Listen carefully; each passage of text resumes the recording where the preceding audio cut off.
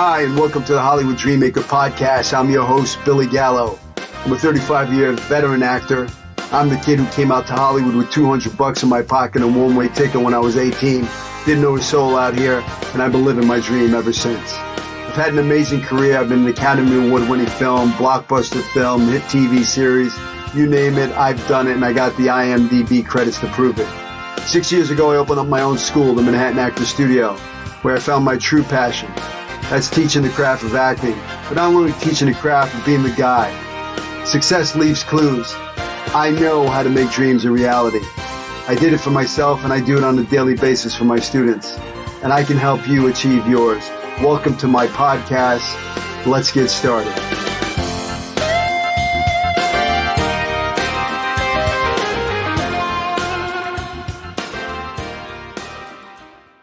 Welcome back to Hollywood Dreammaker. I am super excited to introduce my guest. He's a writer. He's a director. He produced his own film.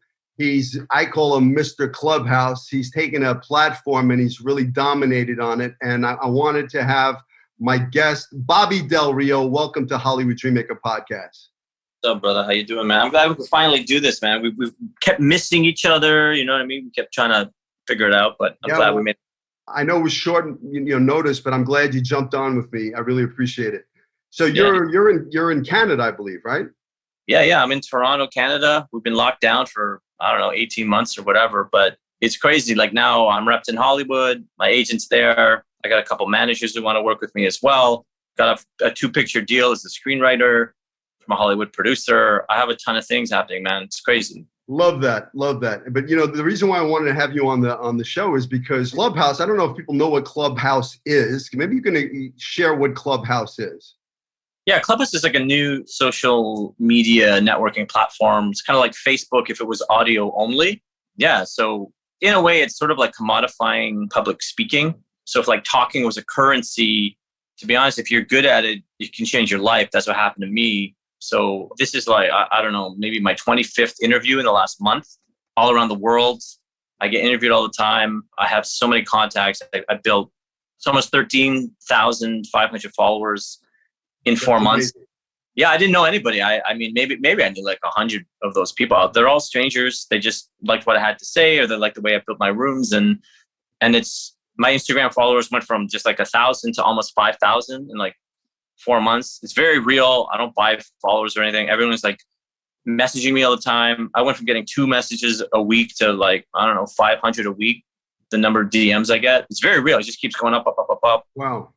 Yeah, man. It's crazy. Amazing. But you know what I love, so when I heard about this Clubhouse app, I jumped on it, just to see what's this about, right? And then, I was, what I do here at, my Manhattan Actor Studio and my podcast is I just want to help other people achieve the dream. If they have a dream to be an actor, writer, producer, director, whatever the Hollywood dream is. Well, I've been doing this for a long time. I carved my way through Hollywood. I know the path. I know where the quicksand is. I know where the people you want to stay away from. I've been there. So I just want to serve. And I was like, well, this is a great platform to actually serve. Like, if there's some aspiring young actor out there that doesn't know how to get started, well, shit, I've been in the game for 44 years. Let me give you my advice. But then, I was listening to some rooms and, some people, there were a lot of fakers out there. There was a lot of pitching, a lot of, it wasn't about being of service. And that's what I'm all about. But what I loved about your rooms and about what you were doing is you had a different energy. You were coming from love, man. You were coming from light. Yeah. You were coming from, being of service. And I was like, that's pretty awesome. And early on, I reached out to you and I said, man, I'd like to create a room and I'd like you to moderate. I don't remember if you remember that. That when the first race just opened up. Let's do it. But me personally, I just been so busy that I haven't, but I had you on my notification. So every time it tells me when you're in a room, and I swear my phone is blowing up left and right. Bobby Del Rio's in a room. That's for you. I'm on it all the time. Yeah, but that's amazing. But what you've done, you're an established writer. Like, tell me a little something about your writing. Yeah. Okay. So, I'm one of the most established playwrights in Canada. So I've written maybe like 10 hit plays or something. A lot, right? Like pretty much every play I've written is like 4-star review or win an award or, the thing, right? Every single time, right? So I'm like, all right, cool. And then I made my first feature film. I took my best play, The Market. It's like this gangster movie about Wall Street. but I made it as a play. But then 50 to 100 people said this has to be a movie. So I figured out how to make it a movie. It took years. I ended up doing it, and I got a distribution deal at the beginning of quarantine. So now it's available on Amazon Prime in the US and the UK. And then I've probably done, at this point, it's got to be, I don't know, maybe 100 interviews about the movie just from an independent release. Yeah. I mean, but Bobby, here's what you did. Okay. You didn't sit around and wait for the phone to ring. Okay. You took massive action. You wrote a play, and then you were inspired to make it a film. Yep. And then you went out and you raised the money on GoFundMe or Kickstarter, one of these things, right? One of these. And you raised money to make this film a reality. And you shot the film, and then you went out and, you got yourself a distribution deal. So bravo, man. I tell my actors all the time, you don't wait for the friggin' phone to ring, man. Create your own stuff. Now in this day and age, we have these little cell phones in our pockets that, it's a movie making machine. You can shoot a film on this. You can write on this. You can edit on this. You have a studio right in your pocket. So why wait? Why not take massive action and make your own stuff reality? And that's what you did. Yeah, I love that. I didn't even know how to make a film. There was all this stuff I didn't know, but I just believed in myself. I just like, I'm going to do it. That's the most important thing is that belief in yourself that I can do this. I produced a film, back in 1999. I went out and I raised $2 million to do a film, and I shot it in New York City. And my film was shot on location in New York City, in the streets that I grew up in Brooklyn. It was an idea. And then I went out and I made it a reality. I always dreamed of going back. When I was 11 years old, they were filming a movie in my neighborhood, and I got a bit by the bug. I got a little part in it. And I knew right then I wanted to be an actor.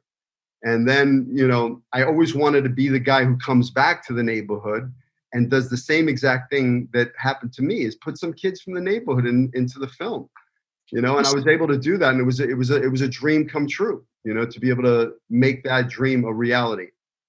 Well, I was going to say, it's so easy these days, the technology, like you say, you got a movie studio in your pocket. It's funny because I shot my feature a few years ago. It took years to get a distribution deal, right? It's just, I never gave up though. I never gave years. Okay.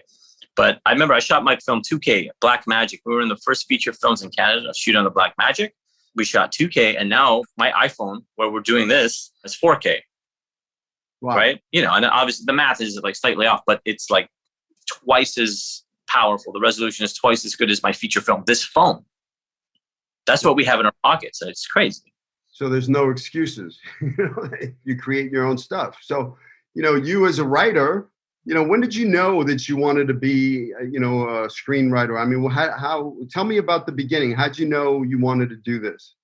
To be honest, it happened by accident. I went to theater school. I'm a classically trained actor, so I was learning Shakespeare and, restoration comedy, this kind of thing. And then I remember I ended up getting cast as the lead in a student's play who became a friend. And it was just two of us, right? So it was like a two-hander. And he won an award, and he wrote this play. He directed the play, and we started in the play. I was like, oh, okay, cool. And I was so impressed because he was like 20, and I was like, oh, maybe I could do that. I never knew that you could write a play. I just thought, I don't know what I thought. You have to buy it, or I don't know what I thought. And he was my age, and he wrote a play, and we won an award, right? And I was like, oh, let me try that.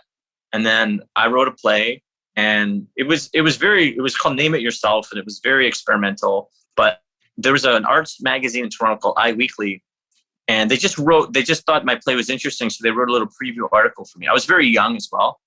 So it was kind of like, oh, look at this young guy, he wrote this interesting play.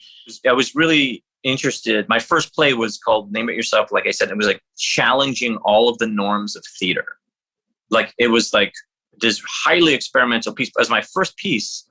And it had mixed responses, but then I wrote another play and I won a playwriting award at the University of Toronto Drama Festival. And then all of a sudden, people started calling me this writer. And then I remounted the play at this festival in Toronto called Summerworks while I was still an undergraduate student. And it ended up getting a 4-star review. They called it one of the best plays of the year. All of a sudden, I had my choice of 3 of the best talent agents in Canada. And then it just went from there. I was the star of a 30-minute documentary that aired on television. All of this started happening before I got my degree. That's how I started my career. So I had never intended to be a writer, right? I just kind of tried it, but I guess people liked what I had to say. And then since then, I've had this sort of epic writing career. To be honest, my acting career has been like good, but it's been, I mean, it's hard to be an actor, right? It's hard to be a writer too, but for whatever reason, I've kind of never failed. Like every play that I've written, like now I only have the one movie, although I've been offered this 2-picture deal as a screenwriter. It's come pretty easily to me, to be honest, but I just put my heart and soul in every script, and I don't know, it just kind of works out.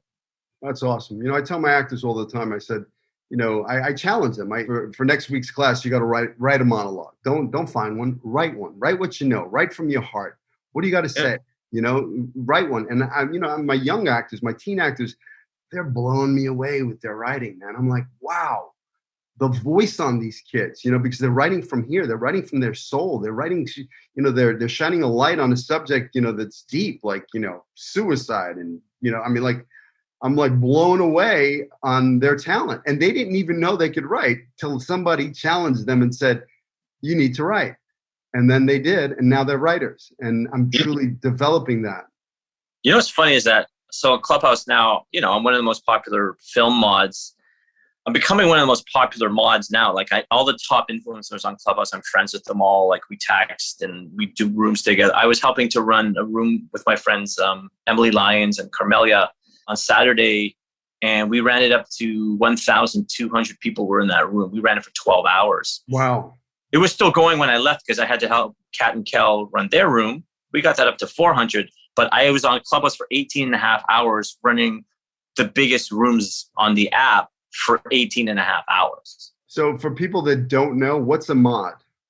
A mod is like, you're like one of the people in charge, basically. So a room it's almost like a live performance. It's almost like a live podcast. I would say most rooms on average get somewhere between 30 to 50 people. My rooms are consistently, 100 to 150. But the rooms on Saturday, again, when I left after 12 hours, there was 1,200 people in the room just listening to like all of us talk. That one's about social media. And then Kat and Kel's got up to about 400. And that ran for 6.5 hours, I think.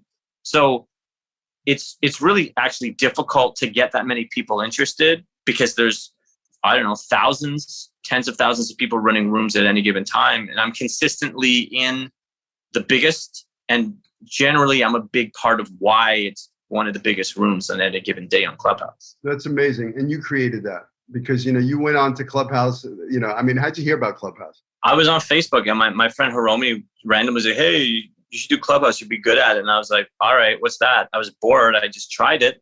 I started with 0 followers like anybody else. And then all I do is talk. I don't even have a strategy. I'm just myself. But there's something about that medium where if you're willing to be yourself, I've cried on Clubhouse like 50 times. Yeah. Revealing the things, Your vulnerability is your strength, man. That's your power, man. Yeah. Especially men think, oh, men don't cry, or you're not supposed to be vulnerable. But as an artist, as an actor, you want to be vulnerable. You want to be in touch with your emotions, and be, that's what makes you an artist.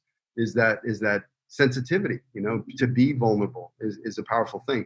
And I heard that, and that's what I liked about you, and that's why I wanted to have you on this show, because it seemed to me like you were coming from your heart and to be of service. And for me, I know a secret to living is giving, is being of service.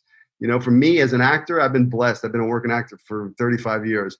But, it was all about me. And when I had all that stuff, the material stuff and the fame and the stuff, there was something missing, man. I was like, is this it?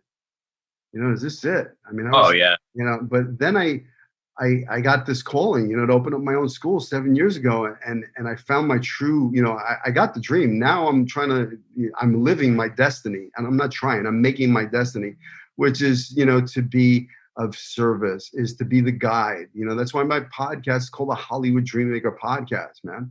Because I make dreams a reality. You know how many actors knocked on that door right there and said, hey, man, I want to be an actor. I don't know how to get started. And you know what? They're all working actors right now. I met a guy at my pool last year. At my pool, my wife says, you should see this guy. He looks like, what's the actor that plays Jason Momoa? He looks like Jason Momoa. Oh, yeah. He's all, he's all buffed out and whatever. And I, my wife introduced it. We had a conversation, whatever. And he said he wanted to be an actor. And I said, well, cool. I have an acting studio. I said, you should come down to my school. So he spent some time with me. You know, we did, I think he did like 12 weeks with me. And I taught him the ropes. And now he's booked his 5th project in a row. I mean, he just worked with Peter Berg on a big football commercial. I mean, he's booking left and right. He got his SAG job like this, his first audition. So it's truly amazing, you know. I mean, it blows my mind. But to me, that's where the reward is, to see somebody else, you know, succeed. So it seems to me like you're kind of like a matchmaker, man. You're like introducing people, you're hooking people up, you're introducing people, you know. And I mean, how has Clubhouse changed your life? Well, look, I'm in Toronto, Canada, and then now my agent's in Hollywood. Like, I have a pretty good agent who arrests me for acting and screenwriting. Like I said, it's been like, I don't know, 25 interviews or something in the last 4 weeks around the world. Some major publications as well. How did that come about, though? How'd the agent, you know, the agent? They just like me. I mean, it's like, hey, I'm just talking on Clubhouse, and they just like me, and they just talk to me. And then now I have an agent. There's a couple managers who want to work with me. Literally, there's maybe 15 to 20 collaborations if I want them to like work with them. I'm working with some of the top people on the app in Hollywood. It's every day. I was just a friend of mine who's an established producer in Hollywood, and we're talking about working together. Like, it's amazing. Thousands of people in Hollywood I just know now, and they like me, and we're talking. And obviously it's not going to be thousands of projects, but it might be 10. I mean, that's you made that happen. You made that happen by hard work. Yeah. I mean, you put in the hours. You know, it's at 10,000 hours. You're putting in the hours right now, man. I'm putting in 120 hours a week on Clubhouse. That's crazy. I mean, that's a lot of hours, but you're making those connections, you're making those relationships, you're establishing who you are. And, you know, people, you know, they like your energy. They like you as a person, and they want to, you know, do more stuff with you. If I like you, you know, that's what Hollywood's about. It's about relationships. It's who you know. It's, you know, hey, I like that guy. I want to work with that guy. If I'm going to be working on a set for 16, 17 hours for the next, you know, few months, I want to be with somebody I like. You know, and look, like, not everyone's going to like me. Some people don't like me, but over 13,000 people do. So, and you know, it's like we work together. I respect you. I would like to work with you. I can learn from you as an actor.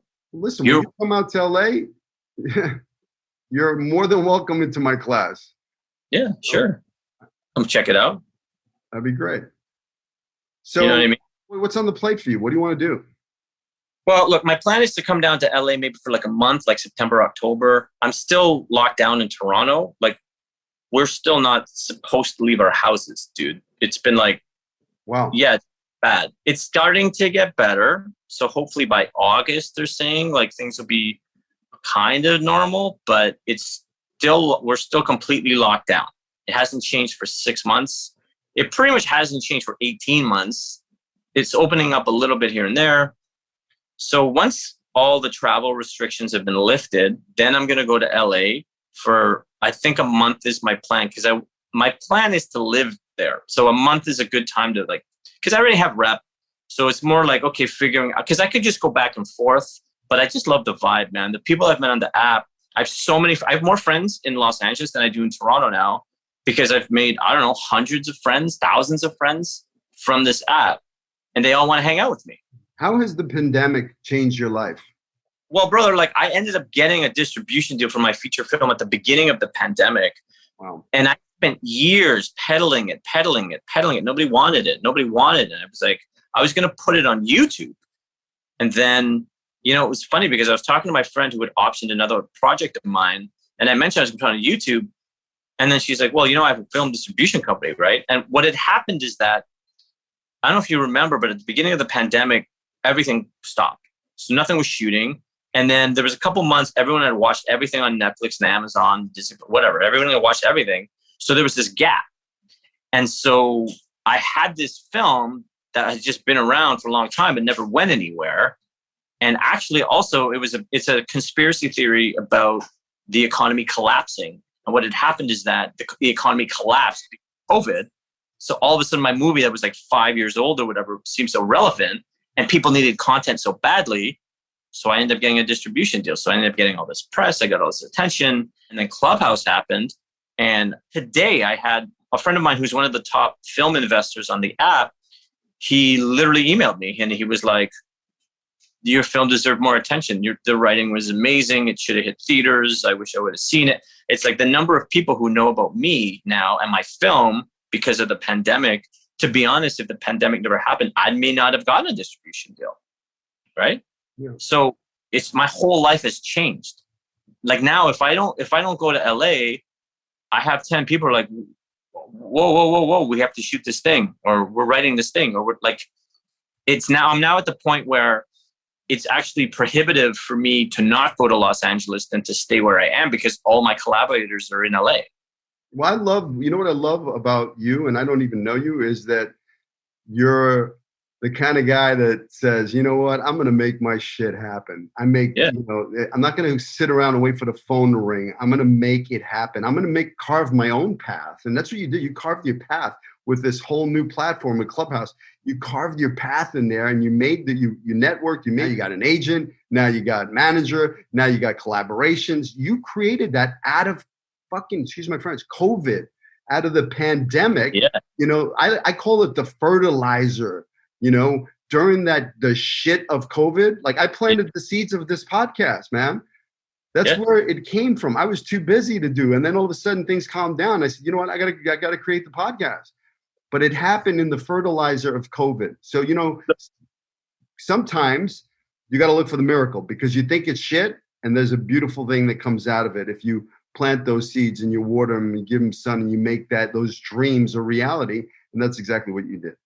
Life is what you make it, man. You know, I was telling this story on Clubhouse, where else today, a huge group, maybe it was 400 people in the room, I don't know. And I was talking about, I'm not going to say a name, but I have a friend who's become a celebrity in Hollywood. He's just miserable. Everything is miserable, right? And I'm like, you're like a celebrity. Oh, but like, it's like, you're going to complain. You're like a Hollywood celebrity, and that's not good enough for you. And for me, here's the thing. If Clubhouse died today, nothing's going to stop me. I'll find another way. If I have to build a platform, I'll find a way. If I have to do a play, tour it in LA, I'll find a way. If I have to make my own movie like I did, I'll find a way. I do not give up. I'm not going to give up. I've been too successful in my life. And so my movie, The Market, I had 25 people I looked up to, people who I consider mentors, tell me, you can't make this movie. You're going to make a terrible movie. You're going to go bankrupt. You can get divorced. I did get divorced. But it was like every single thing. They were like, no. The only person who said yes was me. And I said, well, I'm going to do it anyway. They're like, no. I was like, yes. And they were so angry. They were so mad that they couldn't break me. It was almost like the people who I looked up to, it's almost like they were invested in me failing. And I was like, I am not going to stop. And the way that I looked at it was, because for me, this was my best play.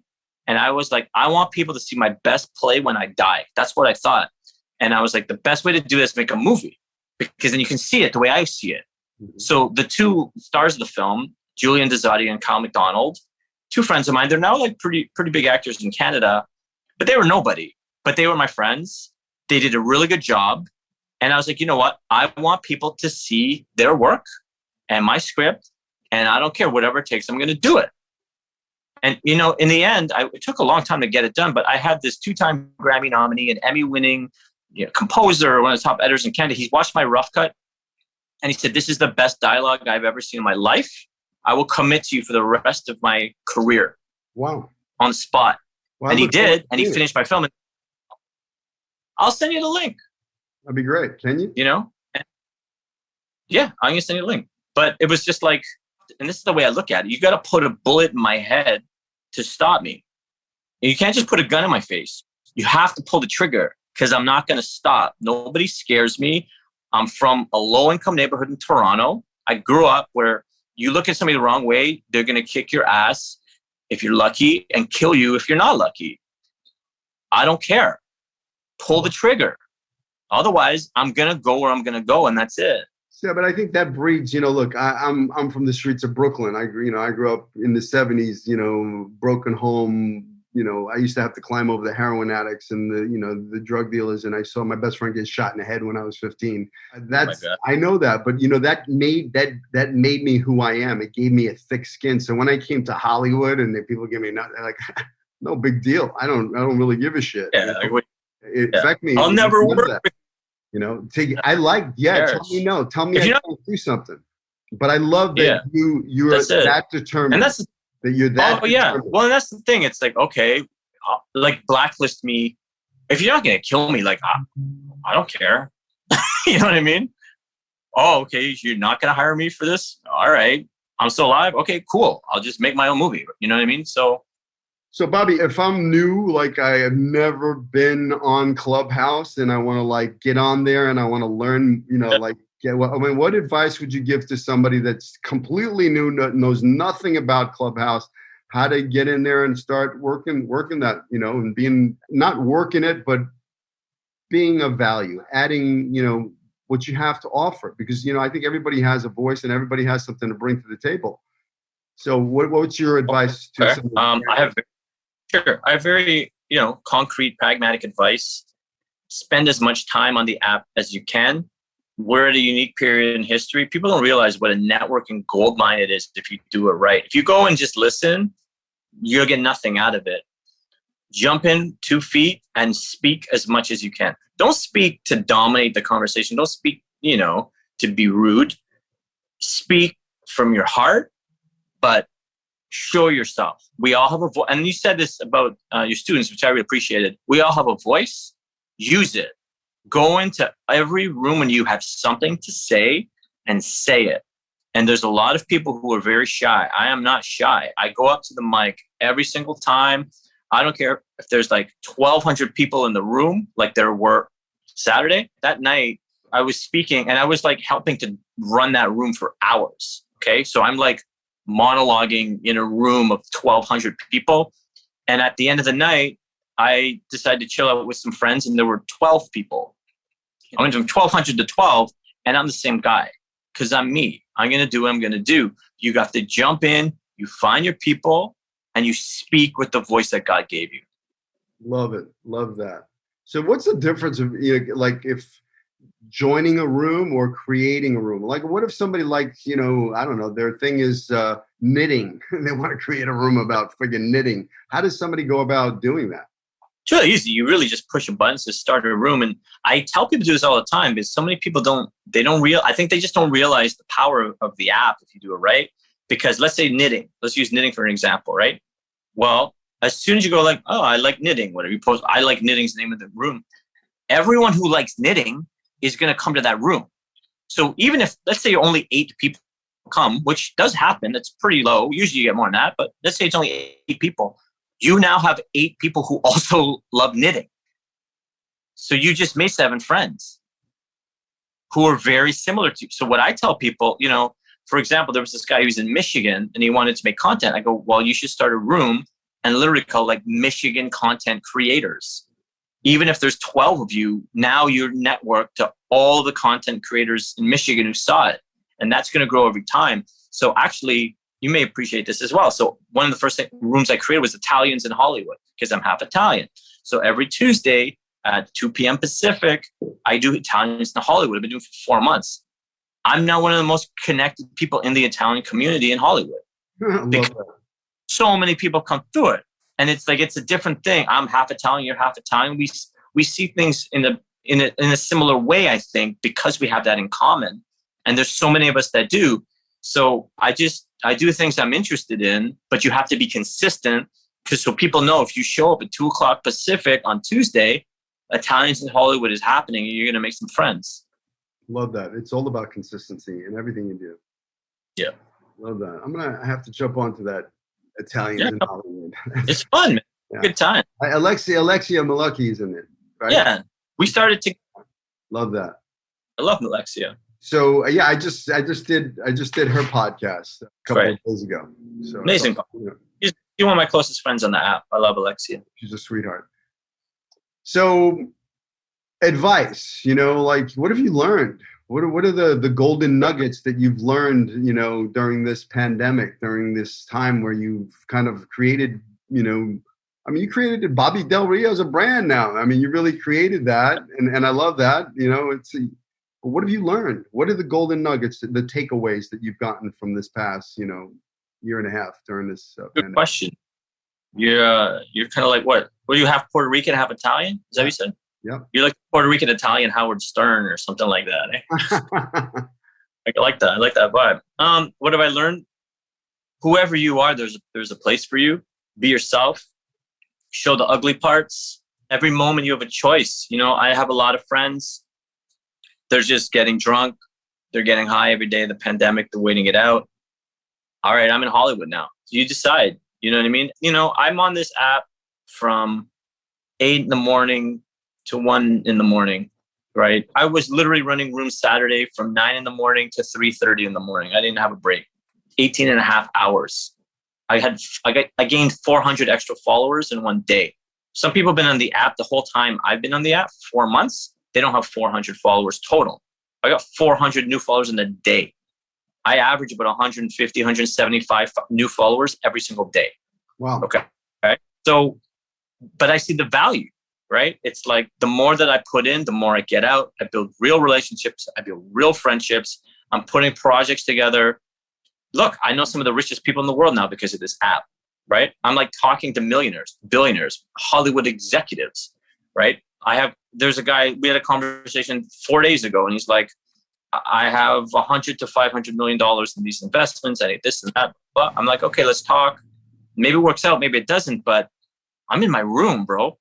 I'm in my room. So what are my options? Okay, I could smoke a joint or something, or I could have a conversation with a guy talking $100 to $500 million. What would you rather do? The choice is yours. It's like you decide. Everybody's on there for Clubhouse. You can jump in or not, but for me, my life's changed, and I'm not going to stop.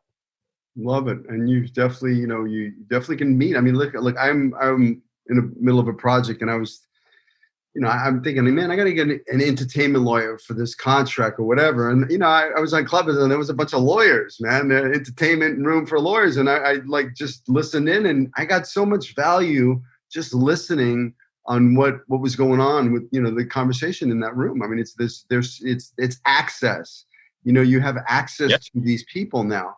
And then those are my friends. I'm a moderator in that room, Entertainment Law Exposed. I'm the top entertainment lawyers on the app now. I love it, and I'm in the process of trying to find a really good entertainment lawyer. Yeah. So, well, go to that room, Entertainment Law Exposed. It's amazing. That's awesome. What about, any takeaway, any books you've read or anything, that is really speaking to you right now?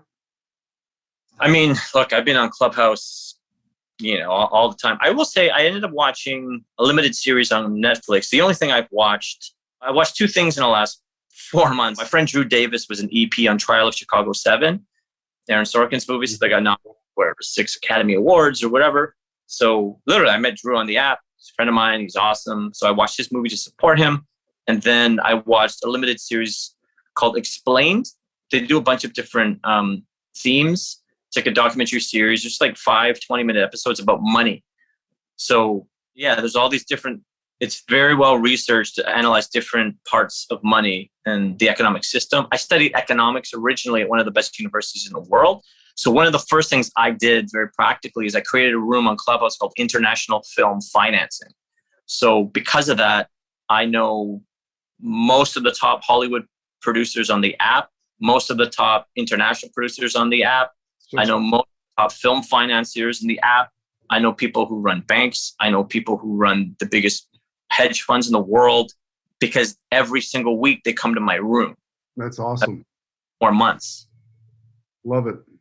Yeah. You're rubbing shoulders with, you're making connections with the people that can actually fund a film. You write a script and you go, hey, I got a project.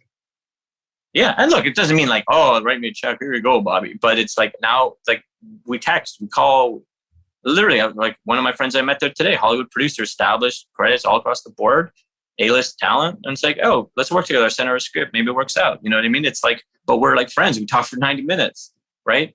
These are my friends. So I'm just saying, it's like we always have choices with our time. For me, I believe that I can achieve anything. So I go, okay. And again, it's not all about me. As much as I have dreams and goals, all my rooms are with the audience.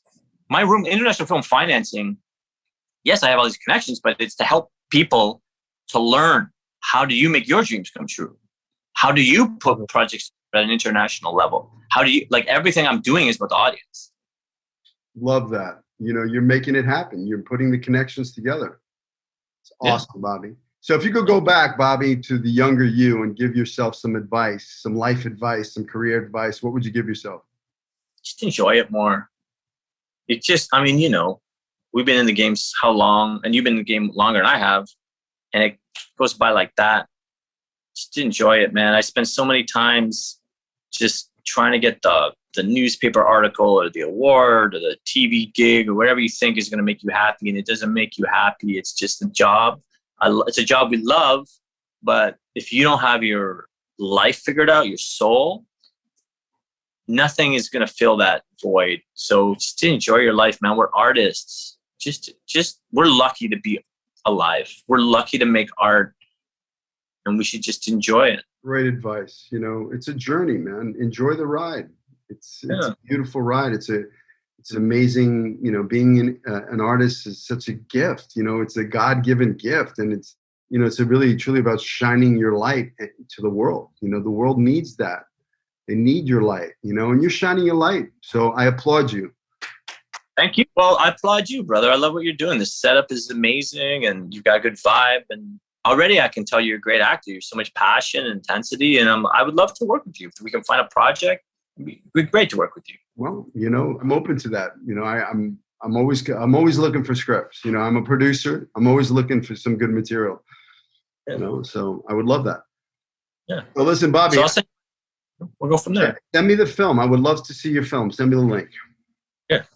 Okay. So, Bobby, I can't thank you enough for coming on the show, for dropping some gold. You know, if somebody wants to, you know, follow you, or where do they find you? What are your social media handles? At Bobby Del Rio on Instagram. I do respond to every DM. Sometimes that's gets me in trouble, but I do. Obviously, if somebody just wants to pitch me, then I'm like, okay, like, relax, please. But I'll talk to anybody. I'm on Twitter at Bobman, and I'm on Facebook, and obviously Clubhouse. I'm looking forward to putting a room together. You know, once my schedule frees up a little bit, I think I have a lot to say, and I'd love to have you as you know, do what you do, moderate. Yeah, well, let's come out. And look, if you can come to Italians in Hollywood, come out. When is it? Time. Tuesdays at 2 p.m. Pacific. Yeah, I'm booked on that day. One of these days, maybe I get a cancellation, I'll jump on. Yeah, right. Every Tuesday. Hey, when you get out to LA, give me a call. Oh, I will. We'll hook up. All right, Bobby. Stay safe, stay healthy. Thanks for being on the show. Thank you, brother. I appreciate the time. All right, take care. Hey, thanks for listening to the show. Please rate, review, share this with your friends. Subscribe if you haven't. Please take whatever you get from here, the golden nuggets, and apply them to your career. Go after your dreams with passion. Don't let anybody tell you it can't be done. I believe in you. Follow your dreams. I'll see you in Hollywood.